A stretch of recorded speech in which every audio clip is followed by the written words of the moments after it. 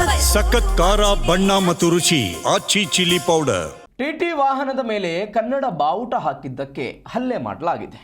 ತಮಿಳುನಾಡಲ್ಲಿ ಹಲ್ಲೆಗೊಳಗಾದ ಚಾಲಕನಿಗೆ ಸನ್ಮಾನ ಮಾಡಲಾಗಿದೆ. ಟಿಟಿ ಚಾಲಕನಿಗೆ ಕನ್ನಡ ಹೋರಾಟಗಾರರು ಇದೀಗ ಸನ್ಮಾನ ಮಾಡಿದ್ದಾರೆ.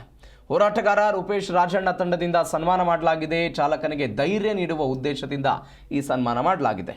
ಹಲ್ಲೆ ಮಾಡಿದವರ ವಿರುದ್ಧ ಕ್ರಮಕ್ಕೆ ಸಂಘಟನೆ ಇದೀಗ ಆಗ್ರಹಿಸಿರೋದು. ಸ್ನೇಹಿತರೆ, ಎಲ್ಲ ಕನ್ನಡಿಗರಿಗೆ ನಮಸ್ಕಾರ.